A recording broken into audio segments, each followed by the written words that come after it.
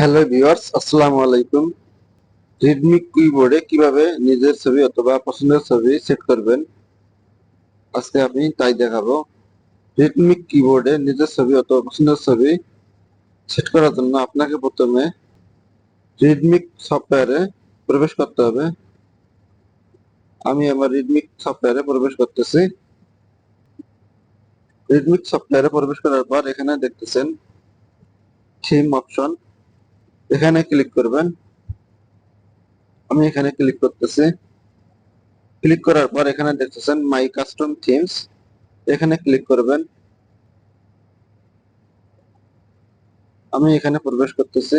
এখানে দেখতেছেন background image মেমোরির মতো একটি চিহ্ন দেখাচ্ছে, এখানে প্রবেশ করবেন।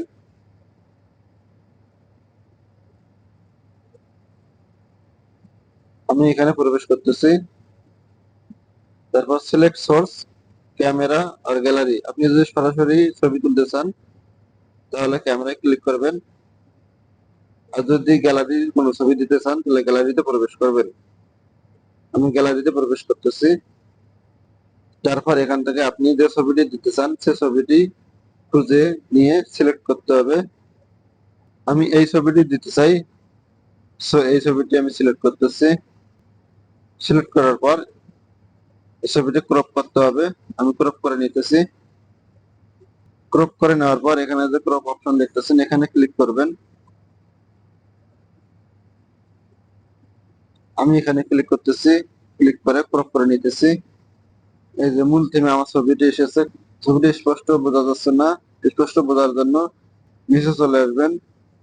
ছবিটাকে ক্লিয়ার করার জন্য এখানে দেখতেছেন হিন্ট, তার নিচে দেখতেছেন brightness.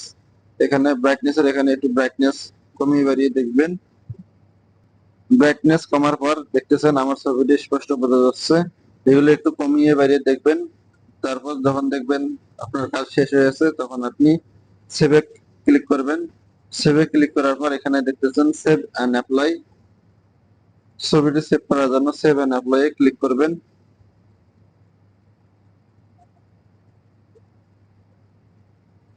Theme save and apply. তো আমার ছবিটি সেভ হয়ে গেছে। তো আমি ছবিগুলো কেটে দিচ্ছি। কেটে দেওয়ার পর আমি এখন ট্রাই করে দেখব ছবিটি সেভ হয়েছে কিনা। তো আমি মেসেজ অপশনে যাচ্ছি, স্টার্ট সেট, এখানে ক্লিক করতেছি। তো দেখতেছেন আমার ছবিটি সুন্দরভাবে সেভ হয়েছে। সো বন্ধুরা, দেখলেন রেডমি কিবোর্ডে কিভাবে নিজের ছবি সেট করতে হয়। ভিডিওটি ভালো লাগলে এটি লাইক দেবেন আর আমার চ্যানেলটি সাবস্ক্রাইব করবেন।